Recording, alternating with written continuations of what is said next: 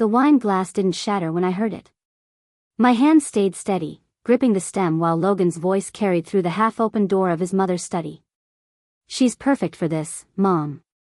Once the land deal closes, we're set for life." His mother's laugh was cold and satisfied. "I knew she'd be useful. That property has been locked up for too long." I stood frozen in the hallway, the champagne in my glass suddenly tasting like poison. They weren't talking about me like a future daughter-in-law. They were talking about me like a business transaction. Like I was just a placeholder with the right last name and the right inheritance. "My name is Natalie Crawford, and I'm 29 years old. 24 hours ago, I thought I was marrying the love of my life. Now, standing outside that door, I realized I'd been playing the fool in someone else's game. I didn't cry. I didn't scream. I just stood there, listening to them plan my future like I was a piece of property they'd already purchased. Something inside me went very, very cold. I walked into the rehearsal dinner 40 minutes later wearing my best smile. Logan wrapped his arm around my waist and kissed my cheek while everyone applauded. His mother beamed at us from the head table, raising her glass in a toast. "To the happy couple," she announced, her voice dripping with false warmth. I lifted my champagne and smiled until my cheeks hurt. Inside, I was screaming. Inside, I was replaying every word I'd heard through that door. But outside, I was the perfect bride-to-be, laughing at jokes and accepting congratulations from relatives who had no idea they were celebrating a lie. Logan squeezed my hand under the table. "You okay, babe? You seem quiet." I turned to him with practiced affection. "Just taking it all in. Tomorrow's the big day." He grinned, completely convinced by my performance. That's when I knew I could do this. I could play along until I figured out exactly what they'd done and how to get out of it. The property situation had started 3 months earlier. My father called me into his office one Sunday afternoon, looking pleased with himself. "I have a surprise for you, sweetheart. Logan's family company needs development rights for that land your grandmother left you. I've already started the paperwork to transfer them." I'd felt uneasy immediately. "Dad, that land is part of my inheritance. Shouldn't we discuss this first?" He'd waved away my concern like I was being difficult. "Logan's going to be your husband. What's yours is his, and this deal will be good for everyone. Don't be ungrateful." My aunt had overheard and called me selfish. My mother said I was being paranoid. So I'd signed the papers, pushing down my doubts because everyone I trusted was telling me I was wrong. Now, standing in the guest bedroom of Logan's family estate, I realized my instincts had been right all along. I'd let them pressure me into giving away my security, and I'd smiled while doing it. There was one person who tried to warn me. Logan's younger sister, Erin, had pulled me aside at a family dinner 2 months ago. We were in the kitchen, away from everyone else, when she'd said quietly, "Natalie, just make sure you keep everything in your name. Always."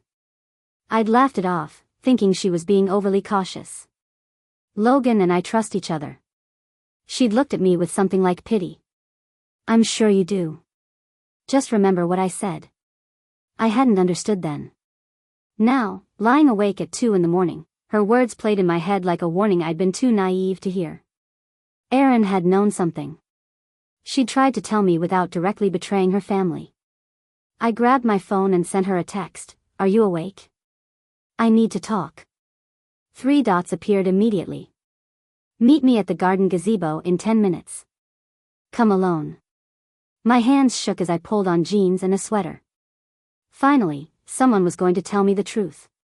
Erin was already waiting when I arrived, her face pale in the moonlight. "You heard something, didn't you?" I nodded. "Your mother and Logan. They were talking about me like I'm just a way to get property." She closed her eyes. "I was hoping you wouldn't find out until after the wedding. Then maybe it wouldn't matter as much." Anger flashed through me. "Wouldn't matter?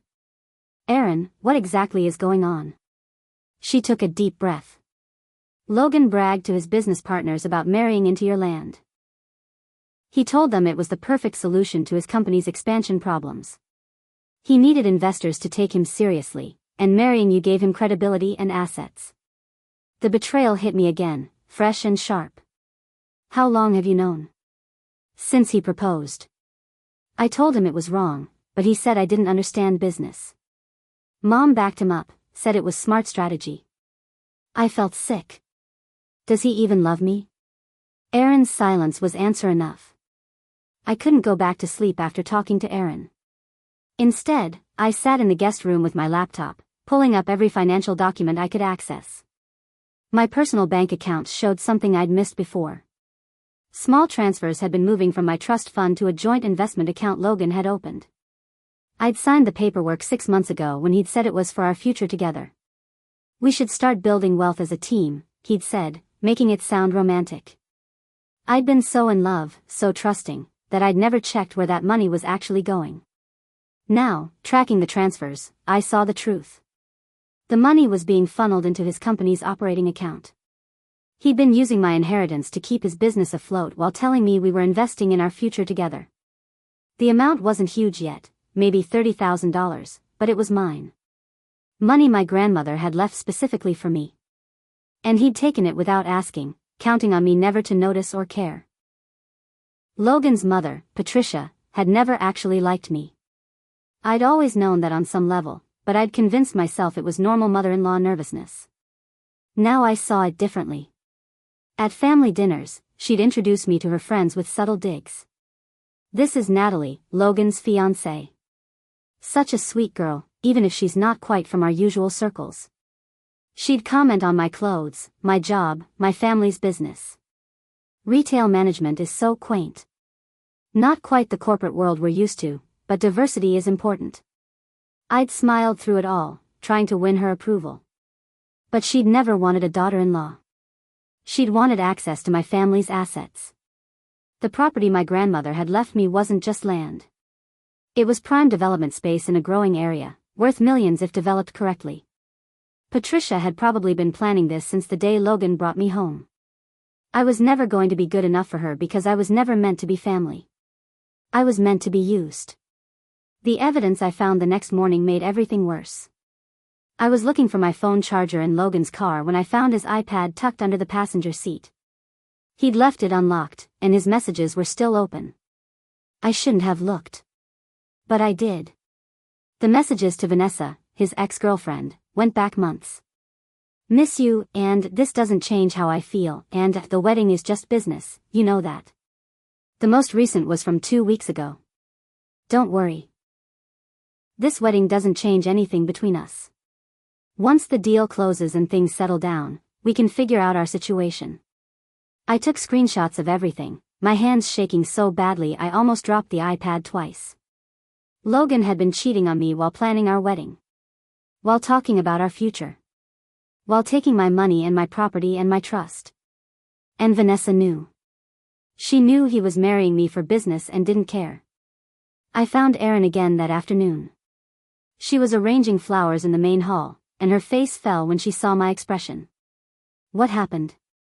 I showed her the messages. She read them, growing paler with each screenshot. I didn't know about Vanessa. I swear, Natalie, I didn't know. But you knew about the rest. About the land, the money, the plan. She nodded miserably. He told me at Christmas. He was drunk and bragging about how smart he was, how he'd found the perfect solution to his company's problems. I confronted him the next day, told him he was making a mistake. He said I was being emotional and didn't understand business strategy. I felt tears threatening but pushed them back. I need to know everything, Erin. Every single thing your family has done. She looked toward the house, then back at me. There's a prenup situation you need to know about. The one you signed? It's worse than you think. Let me show you. She pulled out her phone and started explaining exactly how I'd been set up. The prenup I'd signed 3 months ago had seemed straightforward at the time. Logan's family lawyer had presented it as standard protection for both sides. My father had been there, reviewing it with me, assuring me it was fine. Just a formality, he'd said. Every wealthy family does this. I'd signed it, trusting both Logan and my father to protect my interests. Now, reading the actual document with Erin's help, I saw the trap. Buried in legal language was a clause about strategic partnership dissolution. If the marriage ended within 5 years, any property brought into the marriage by either party would be evaluated as part of the business partnership. Logan's company, which was technically joint property once we married, would have claim to any assets used in collaborative ventures. My land was specifically listed as a collaborative venture asset. If I tried to divorce him, his company could claim ownership rights. I'd signed away my inheritance without even realizing it. And my own father had helped them do it. I called an old colleague from my retail management days. Tasha had left the company 2 years ago to become a lawyer, specializing in business and family law. We'd stayed friends, meeting for coffee every few months. Tasha, I need your help, and I need you to keep this completely confidential. Her voice sharpened immediately. What's wrong? I explained everything. The overheard conversation, the financial transfers, the prenup trap, the messages to Vanessa.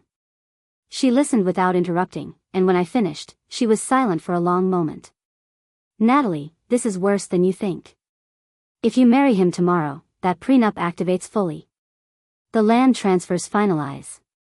Even if you discover all this after the wedding, unwinding it will take years and cost a fortune in legal fees. My stomach dropped. What do I do? First, don't marry him. Second, meet me at my office in 2 hours. We're going to tear that prenup apart and find every way they've tried to screw you over. Tasha's office was small but efficient, and she worked with focused intensity once I arrived. She pulled up documents, made phone calls, and filled 3 legal pads with notes while I sat across from her desk, feeling numb. Okay, she finally said, looking up. Here's what we've got. The prenup is enforceable but can be challenged on grounds of coercion and misrepresentation. The financial transfers from your trust can be reversed if we prove they were unauthorized. The land deal isn't finalized yet, which is crucial. I leaned forward. What do you mean? Your father started the paperwork, but because you're the actual owner, you have to sign the final transfer documents. Have you signed anything in the last week? I thought back. No. Logan kept saying we'd handle the final paperwork after the honeymoon. Tasha smiled grimly. Then they can't complete the deal without you. That's your leverage. But Natalie, here's the thing. If you back out now, Logan and his family will come after you legally. We need to be strategic about this. I went back to the estate that evening with a plan forming in my mind.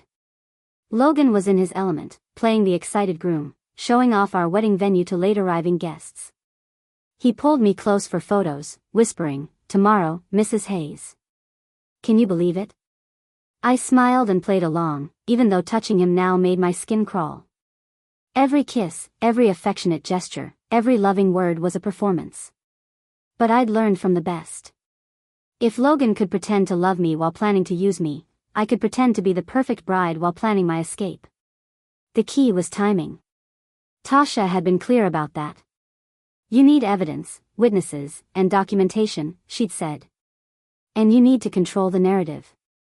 If you just run away, they'll paint you as unstable and use that to fight the dissolution. You need to expose them publicly, with proof, so there's no question about who the victim is here. The bridal hair trial was the hardest part. My mother met me at the salon, excited and emotional. We'd always been close, and sitting in that chair while she talked about how beautiful I'd look walking down the aisle made me want to tell her everything. Mom, I started, but she was already talking about the flowers, the music, how proud she was. When I tried again, she patted my hand. I know you're nervous, sweetie. Every bride gets cold feet. Tomorrow will be perfect, you'll see. She thought I was just having pre-wedding jitters. She had no idea her daughter was about to blow up her own wedding. I wanted to tell her. I wanted to explain what Logan had done, what my father had helped him do. But Tasha had warned me. The fewer people who know beforehand, the better. If word gets out, they'll speed up the land transfer or find another way to trap you. So I sat there, getting my hair styled, pretending everything was fine. Logan's bachelor party was that night. Aaron had managed to get me access to the security system at the venue, a private club owned by one of Patricia's friends. I listened through the audio feed from my laptop in the guest room, recording everything. For the first 2 hours, it was typical bachelor party noise. Drinking, laughing, inappropriate jokes. Then Logan got drunk. Really drunk. His business partner, Marcus, raised a toast to Logan, who found the smartest way to close a real estate deal I've ever seen. Everyone laughed. Logan's voice came through clearly. What can I say? When opportunity presents itself in a pretty package, you take it. Once the deal closes and the land transfers, she can do whatever she wants. I'll be set either way. More laughter. Someone asked about me, and Logan's response made my hands clench into fists. Natalie's sweet. A little naive, but that worked in my favor. She trusts everyone, never asks the right questions. Perfect, Mark, honestly. I saved the recording and sent a copy to Tasha immediately. This was exactly what we needed. The next morning, I discovered that Logan had been pushing to finalize the land agreement before the wedding. Erin sent me a text with photos of documents she'd found in Patricia's office. The transfer papers were dated for this week, with my signature line blank. They're planning to have you sign these during the wedding weekend, Erin's message read. Probably at the reception, when you're emotional and happy and not paying attention. I stared at the photos, fury building in my chest. They'd planned every detail. The timing, the emotions, the pressure. They'd even scheduled the signing for when I'd be least likely to read what I was signing. But they'd made one crucial mistake. They'd assumed I'd never find out. That I'd go to my wedding tomorrow still believing Logan loved me, still trusting my father's judgment, still naive enough to sign whatever papers they put in front of me. I moved my liquid assets that afternoon.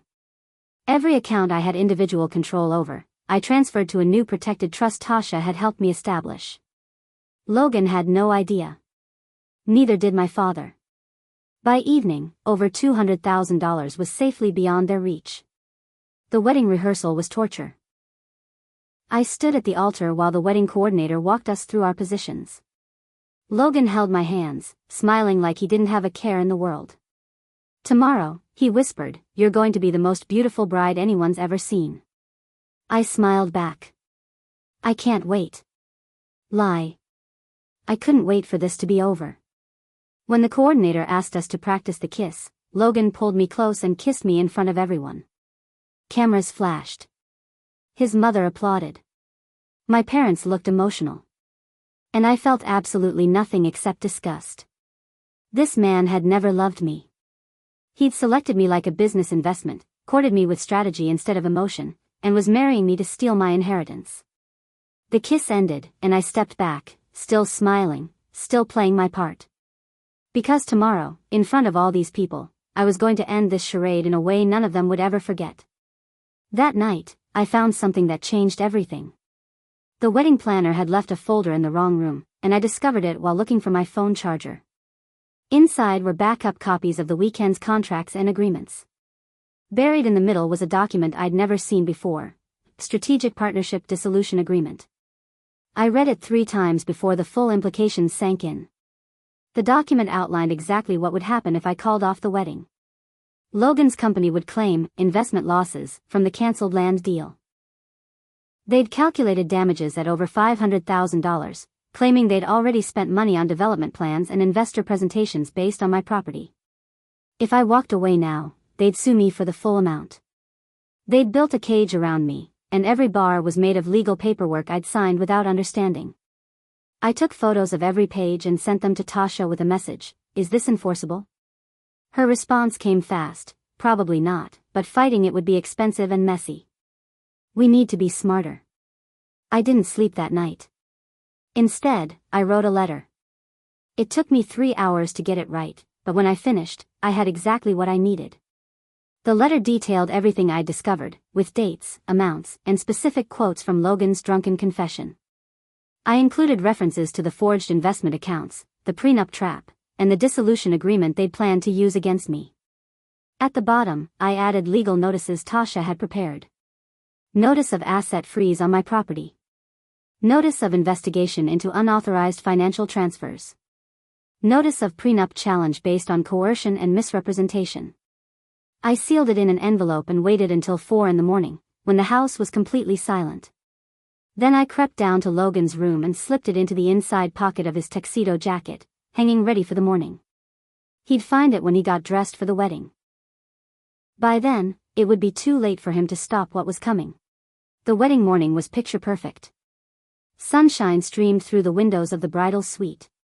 My bridesmaids helped me into my dress, laughing and taking photos. My mother cried happy tears. The makeup artist made me look flawless. I stared at myself in the mirror and barely recognized the calm woman looking back. Hours ago, I'd been terrified. Now I felt nothing but cold determination. Downstairs, I could hear guests arriving. The string quartet started playing. Someone knocked on the door. 15 minutes, ladies. My mother hugged me. I'm so proud of you, sweetheart. You're going to have such a beautiful life. I hugged her back, wondering how she'd feel in an hour when she realized what was about to happen. My father would be furious. Patricia would be devastated that her perfect plan had fallen apart. And Logan would finally understand that underestimating me had been his biggest mistake.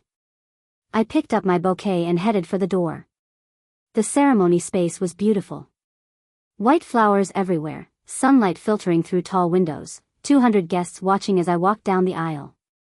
My father's arm was tense under my hand. You look beautiful, Natalie. I didn't respond.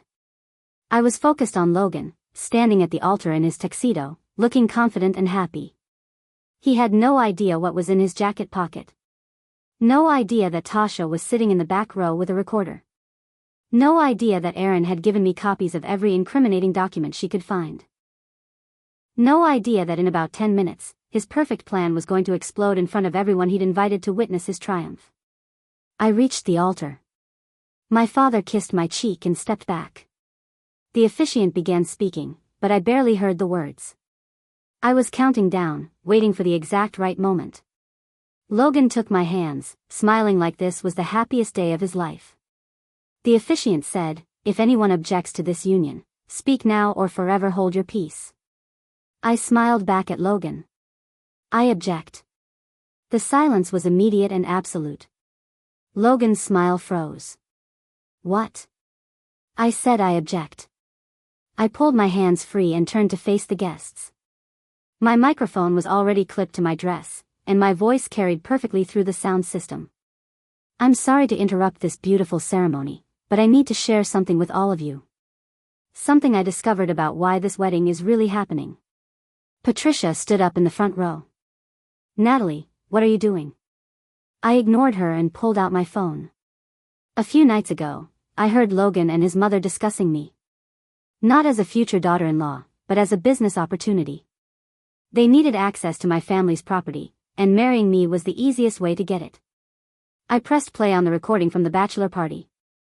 Logan's voice filled the ceremony space.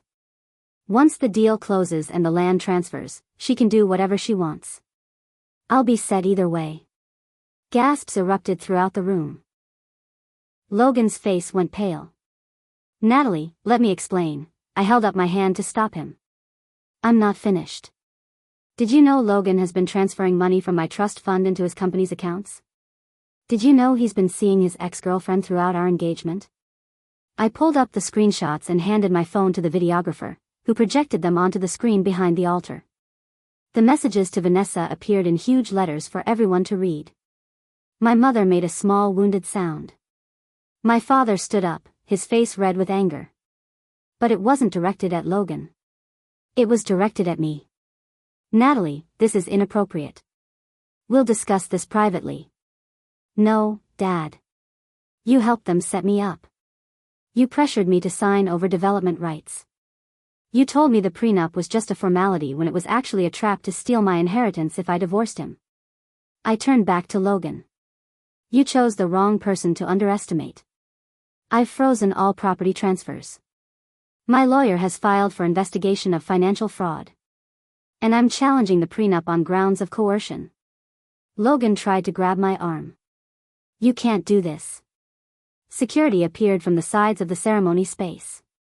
Not Logan's family security. Erin had helped me hire my own team, and they'd been waiting for my signal.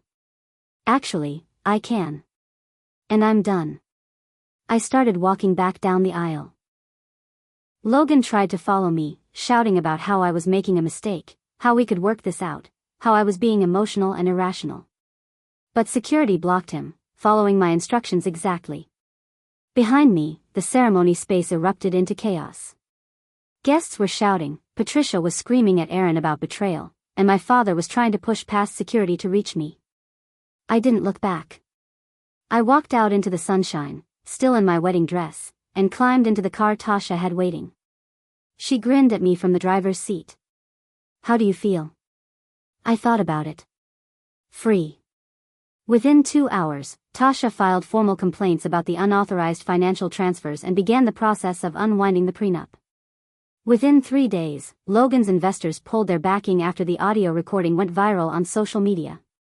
2 months later, I sat on the back porch of my grandmother's property with a glass of wine and my laptop. The legal battles were mostly over. Logan's company had collapsed without investor support, and he'd been too busy dealing with lawsuits from other people he'd defrauded to come after me. The prenup had been voided. Every penny he'd taken from my accounts had been returned with interest. Patricia's reputation in their social circles was destroyed. And my father and I still weren't speaking, though my mother called sometimes to check on me. Aaron stopped by with coffee, and we sat together watching the sunset. Any regrets? She asked. I thought about the wedding I'd planned, the future I'd imagined, the love I'd thought was real. Then I thought about the freedom I'd claimed for myself, the dignity I'd maintained, and the inheritance I'd protected. Not even one. I raised my glass. To trusting your instincts. To walking away. And to never letting anyone else write your future. Erin clinked her glass against mine, and we smiled.